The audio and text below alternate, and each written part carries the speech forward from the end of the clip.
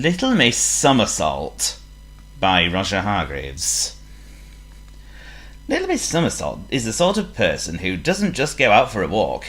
Oh no, not Little Miss Somersault. She's too full of energy for that. Rather than walking everywhere, she cartwheels everywhere. She doesn't just walk through her front door. That would be too easy.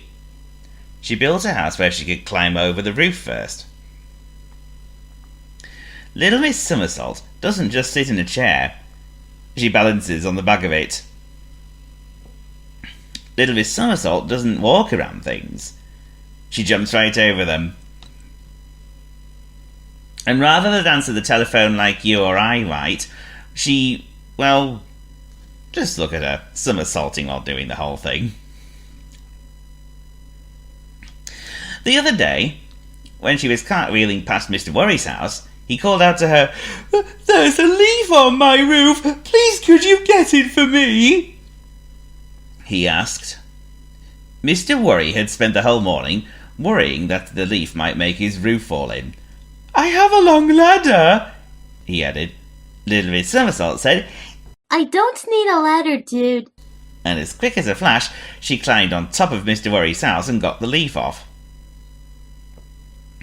A little further down the lane, Little Miss Somersault came to Mr. Skinny's house. Mr. Skinny was at the top of a ladder painting his roof. Unfortunately, Mr. Bump came round the corner and walked under the ladder.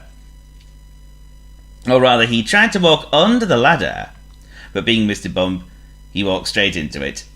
Bump! Ouch! And you can see what happened, can't you? You help me! Little Miss Somersault had seen it all happen, and without a thought for the ladder lying on the ground, she climbed to the top of Mr. Skinny's house and carried him safely to the ground under her arm. He wasn't very heavy. Oh, thank you, Little Miss Somersault! By the next morning, everybody had heard about Little Miss Somersault's daring deeds. The phone rang. It was Mr. Uppity.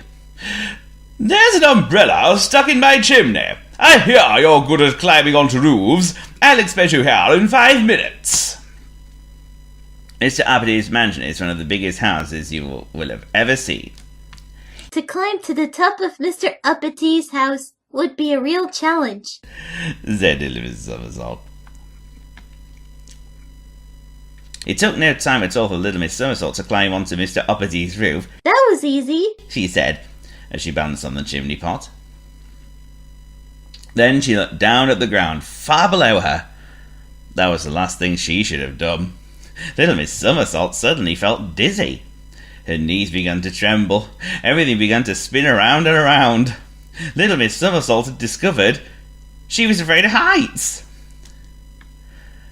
Luckily, Mr. Tickle happened to be passing.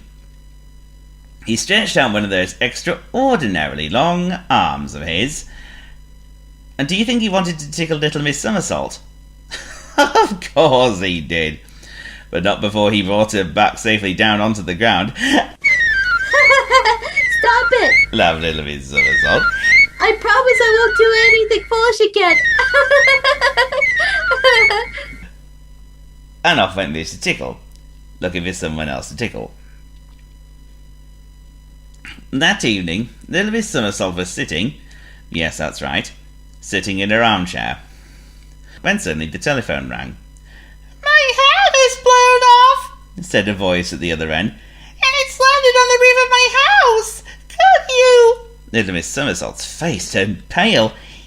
Who is this? She asked in a trembling voice. "It's Mr. Small," said Mr. Small. Little Miss Somersault breathed a huge sigh of relief. "I'll be there in 5 minutes," she said, and off she somersaulted. So much for my promise. Later, dudes.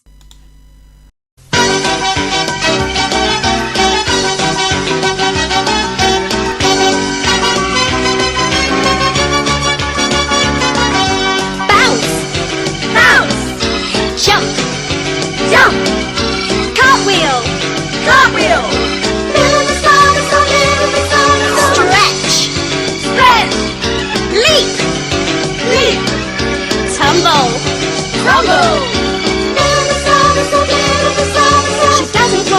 but leaps over instead. She can do anything, even stand on her head. Jumping, tumbling, bouncing up and down. Little Miss Somersault never touches the ground. Bounce, bounce, jump, jump, cartwheel, cartwheel. Little Miss Somersault, little Miss Somersault. Stretch, stretch, leap, leap, tumble, tumble. Little Miss Somersault, little Miss Somersault. She's so full of energy, there is no doubt.